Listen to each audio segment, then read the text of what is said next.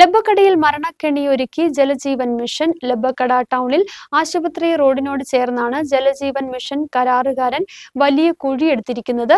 മലയോര ഹൈവേയുടെ കോൺക്രീറ്റ് തകർത്ത് കുഴിയെടുത്തിട്ട് 1 മാസം കഴിഞ്ഞു. കുഴിയെടുത്ത മണ്ണ് ഗതാഗത തടസ്സവും സൃഷ്ടിക്കുകയാണ്.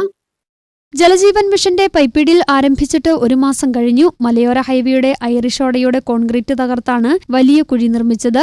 ലബ്ബക്കടയിൽ നിന്നും ആശുപത്രിയിലേക്ക് പഞ്ചായത്തിലേക്ക് തിരിയുന്ന റോഡിനോട് ചേർന്നാണ് വലിയ കുഴി നിർമ്മിച്ചത്.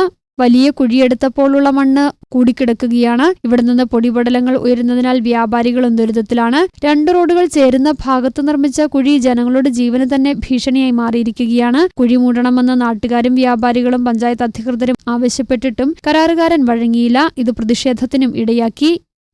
വാഹനങ്ങൾ ഇറങ്ങിപ്പോകുന്ന ഈ വഴി ആൾക്കാർക്ക് അപകടമുണ്ടാക്കുന്ന രീതിയിൽ 1 മാസത്തോളമായിട്ട് ഈ കുഴി ഇങ്ങനെ കിടക്കുകയാണ്.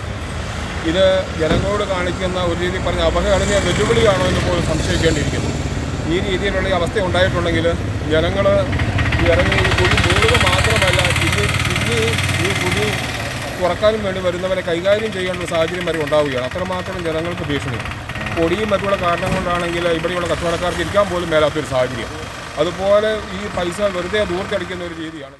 1 മാസമായി റോഡിൽ മല പോലെ മണ്ണെടുത്തിട്ടിരിക്കുന്നതിനാൽ ഇവിടെ ഗതാഗതക്കുരുക്കം രൂക്ഷമായി. ജനങ്ങൾക്ക് വെള്ളം നൽകാൻ മുമ്പും ഇവിടെ കുഴിയെടുത്ത് പൈപ്പിട്ടിരുന്നു. അതിനു മുകളിലാണ് വീണ്ടും പൈപ്പിടുന്നത്. കുഴി മൂടിയില്ലെങ്കിൽ നാട്ടുകാർ ചേർന്ന് മൂടുമെന്നും അറിയിച്ചു. വീണ്ടും കുഴിയെടുക്കാൻ വന്നാൽ വരുന്നവരെ ജനകീയമായി കൈകാര്യം ചെയ്യുമെന്നും നാട്ടുകാർ മുന്നറിയിപ്പ് നൽകി. News bureau, Kattappana.